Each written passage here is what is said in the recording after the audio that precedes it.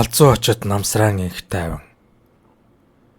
1970-ад онуудад Улаанбаатарын нэлээд том хэмжээний бян зэргүүлэгчдийн нэг байсныхаа төлөө инх тайван өнөөдөр цухас оловч дурсагдах ёстой хүн.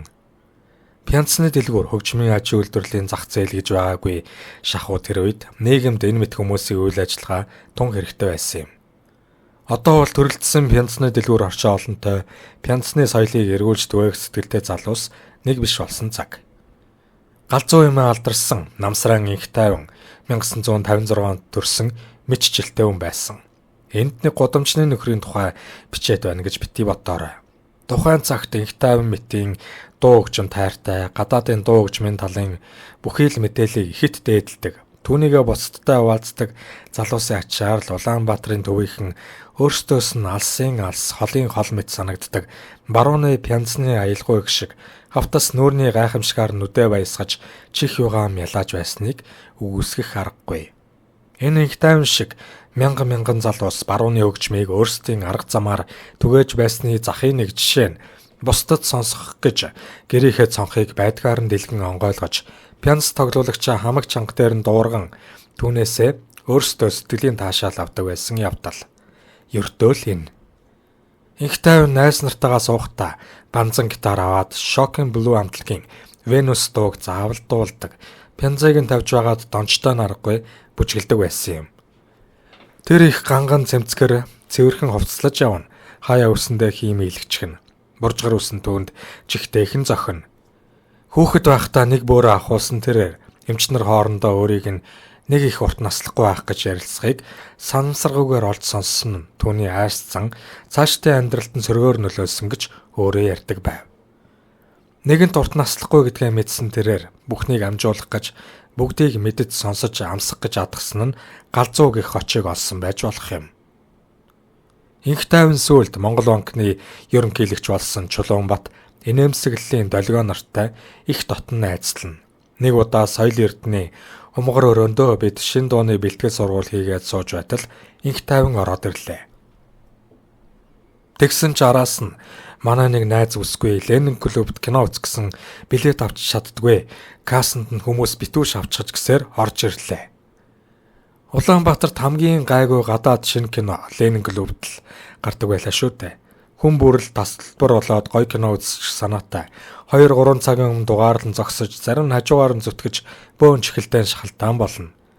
Ядж байхад Ленин клубын билетийн касс гэж ямар жижигхэн өрөө байв та. Яг үнэндээ олон нийтийн газар бие авч явах соёлол жаахан дутуу үе байж. Найз бүсгүй үгийг сонсож суусан инх тайван аль уу гарцгаая. Би билет авч өгьегээд биднийг дагуулж гарлаа. Хуучин филармоноос Ленин клуб хүртэл юухан байх вэ?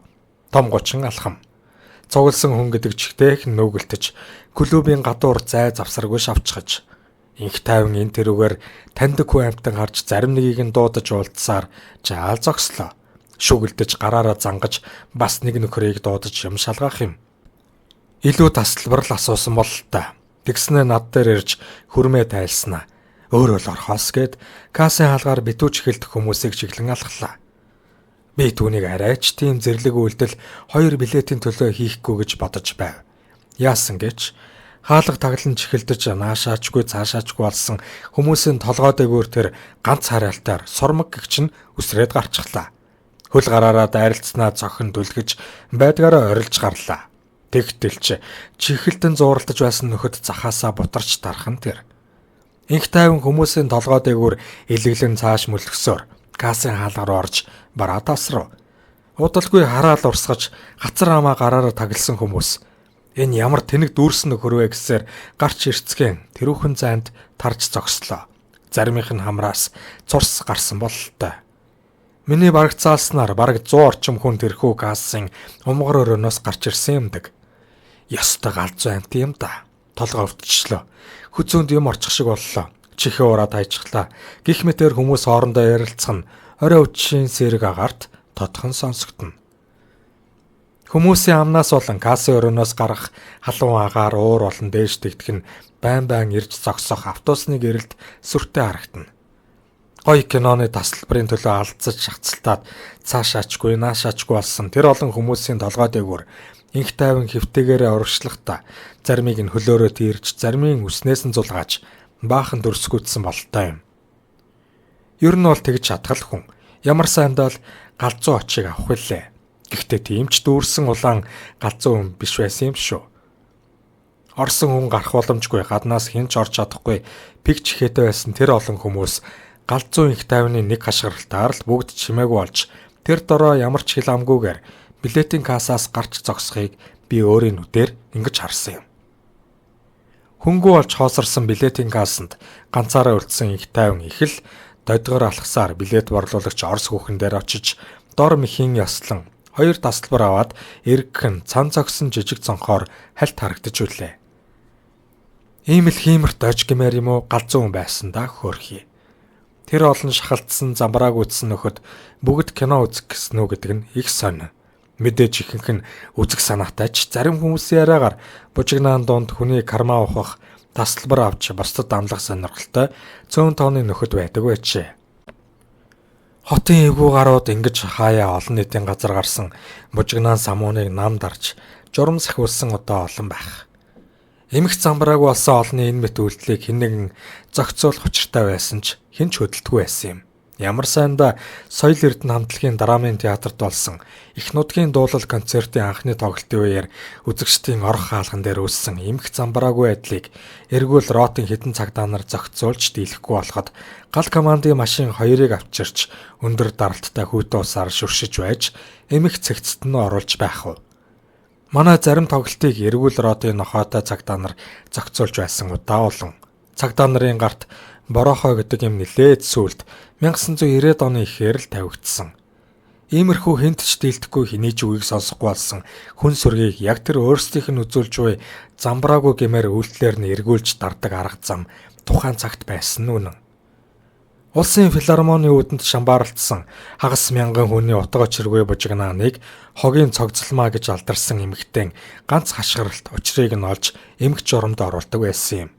Үзэгчдийн суудал нь ердөө 210 байхад тасалбартай, тасалбаргүй 500-аад хүн бүгд орох гэж хаалга үүд эвдэн улангасан дайрахад өөр юу ч хэрэг болоогүй. Ердөө хогийн цогцлмаагийн ганц хашгиралт л хэрэг болсон удаатай. Жирийн үед гэмгүй сайхан ааштай, тун ухаалаг эмэгтэй байсан да. Хаа байсан төв замын цаанаас сайн байцгаана уу соёл эрднийхээ гэж түүний гар даллахад бид яах ч аргагүй бүгд гар өргөж хариу мэндэлдэгсэн. Нэг удаа бүгд найрамд хоншуулж хоригдож үтсэн инх тайван өгч байсан ч дахин шоронд суухгүй гэж ам өчгөө өөртөө өгсөн байдаг юм.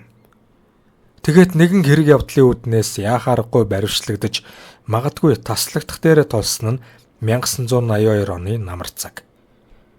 Түүнийг хагархаа Тамирын гэрт байгааг аюур тэргүүтээ сэргийлэгч нар мэдээд байрных нь гадаа 2-2-ороо 2 дахь хоног дээрээ жижүүрлэж байлаа. Инх тайвны толгой хаалгаар цухуулах юм бол баривчлах тушаалтай. Гэтэл инх тайванд дахин таслагдаж шоронд суух бодол юр байсангүй. Тэр байн тагтан дээр гарч байшингийн булангаас хаяа цухалцах сэргийлэгч нартай хэрэлдэж байгаад буцаж орно. Ингэж 2 хоног гарах аргагүй айлын герт бүгсээр сүулдэ сэтгэл санаа шулуутсан юм болоо да. Галсан батын дүү Галсан Баатрыг гэрээс нь дуудаж хэрлэн ресторан руу гүйлгэн 100 г авчруулан ууж зүрхэж хангалж аваад инх тайван миний үхэлд гэр бүл болон найзууд маань ямар ч буруугүй гэж битсэн цаас ширээн дээр нь орхиод эхнэр алхамаа хүү санчирнараа Тамирын гэрт үлдээгээд гарсан байгаа юм. Тэгээд тэдний өөдөөс харсан Галсан Батын гэрт орж хүй ихийн завдалгүй шууд тагтны хашлахыг хөлөөрөө ганц хүчтэй тийрж доош үсрэн амиаг үтгсэн гэдэг. Авгаа олон хүүдээ өөрийнхөө өглийг харуулахгүй гэж хөрш айлын тагтнаас өсөрсөн тэр байж. 8 давхраас өсөрсөн хүнээс юу бүтэн үлтгэвлээ. Галзуу мэт амьдарч галзуу мэт хорвоог орхисон ийм нэгэн залуугийн түүх ийм эмгэнэлтэй дууссан юм. Ёстой санаанд оромгүй даанч гэмээр харамсалтай явдал байсан да. Үу зайгүй найзууд болох Тамир Галсан Бат нарын өөдөөдөөс харсан гэрийн хаалга хизээч цоочтой байж үзээгүй юм гэдэг. Атман болон алдартны гэрт хинч зөвшөөрлгүй орж зөрхилдөггүй тул цоочлох шаардлагагүй цаг байж. Инх тайвны энэ фото зургийг түүний хар багын найз одоогоор Америкт ажиллаж амьдардаг халуунагаас хагархаа Тамираар дамжуулан олж авлаа. Халиунаа нь алдарт ардын элч кино болон далан гудалж зам жүжиг зохиосныхоо төлөө бүгд найрамдах Монгол ард улсын төрийн шагнал хүртсэн тайж угсааны Чойж амцын ойдвын охин. Халиунааг ногоон чойлонгийн ихнэр явсан гэдгээр хүмүүс бас мэддэг. Тэдний дундаас мэндэлсэн хулн нь өнөөдөр кино урлагийн салбарыг шинэ түвшинд гаргах гэж хичээж яваа билээ. Энэ зураг дээрх инх тайвны өмссөн ганган замц өндөр өсгийтэй гутлыг та бүхэн тогтож нэг ажиглаарай. 1981 оны зураг гэхэд бас л түүний үхлийн дараа гэртээ байлгаж байсан гэдгээр микрийн хагархай тамир баривчлагдаж хэсэг хугацаанд хөөрхөн хилмигдсэн. Гэвч хуурай дүгийнхээ бичиж үлдээсний дагуу энэ хэрэгт хэнийг ч буруутгахгүй байсаар суллагдсан юм.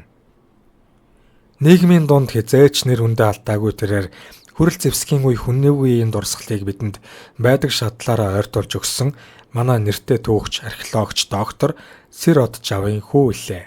Хүүхэд байхдаа гэрийнхээ гадаа мотоцикл унсан толгойг үнд дайруулж толгойдоо ойдол тавиулснаар үеийн нөхдөөсөө ийм хоч авсан болохоос тамир маань үнэндээ бүтнээс бүтэн хүн шүү. Чингис Жага